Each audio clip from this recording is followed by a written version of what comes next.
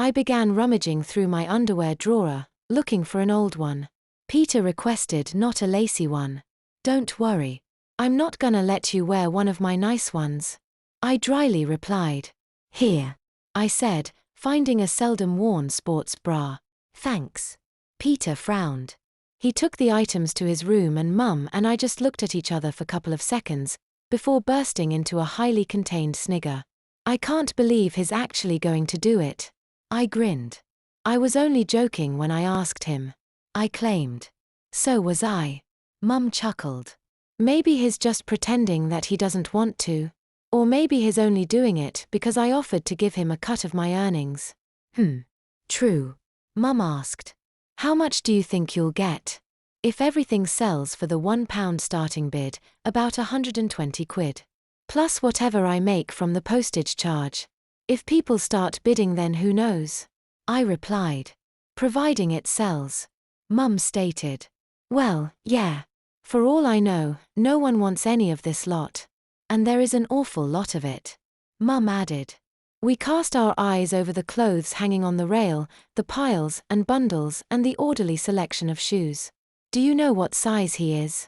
I asked. Shoe size. Mum asked. I nodded. 5 or 6, she replied, before asking if I was going to have him model those too. The pictures will look better if he's got shoes on. I replied. Well. I can't wait to see the photographs, she smiled before stepping toward the door. Aren't you going to stay and watch? No.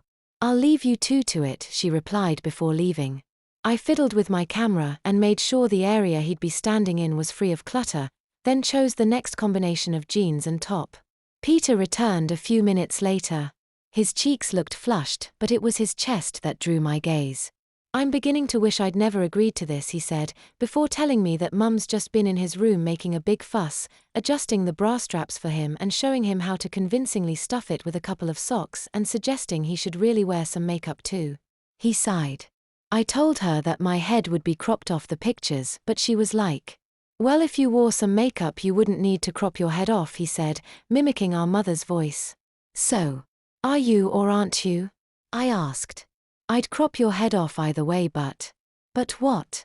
I think Mum's looking forward to seeing the pictures, and I think they'd be better if you did wear some makeup.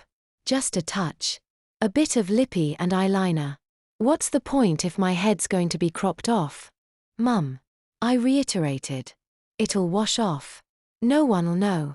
Reluctantly, he agreed and I spent ages applying foundation, eyeliner, eyeshadow and mascara, before defining his eyebrows and finally applying some lipstick. Is that what you call, just a touch? He dryly asked as he looked at himself. Well, yeah, I replied. I hadn't gone overboard with the foundation or eyeshadow and I'd given him a natural palette. He said it took ages to apply and didn't think it'd involve foundation. Even a touch takes time.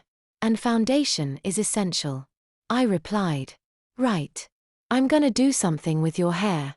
You won't like it, but it will wash out. I said as squeezed a dollop of hair gel onto my hand. What are you doing? He protested as I began to apply it. Making it look less boyish.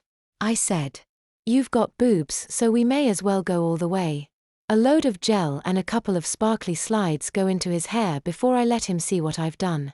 You actually quite suit being a girl. I grinned. Peter bit his lip and glared at himself. The only positive thing I can say is it doesn't look like me, he grimaced. It does. Just a prettier version. I said, before opening my door and yelling Moom. Come and look at this. Oh don't Emma. Peter whined. Within seconds, Mum was in the room, cooing over her feminized son. I had a feeling you'd look good as a girl, she said. I love what you've done with his hair. Thanks. I proudly retorted. I'd suggest a bit of lip gloss too, go echo those sparkly hair slides. Mum said, before saying it's a pity his ears aren't pierced. It doesn't really matter, Mum. Since my head's going to be cropped off the photos anyway. Peter claimed as I found some lip gloss. I know. I'm just getting a bit carried away, our mother admitted. Have you tried any of the shoes yet? No. Peter frowned. I've been too busy having my hair and makeup done, he sarcastically stated. Do I have to wear that? He asked as I wielded the lip gloss. It'll make you look more like a girl and less like my brother.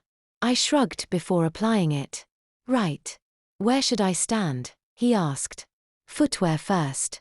Mum reminded him. Okay. But please, no heels.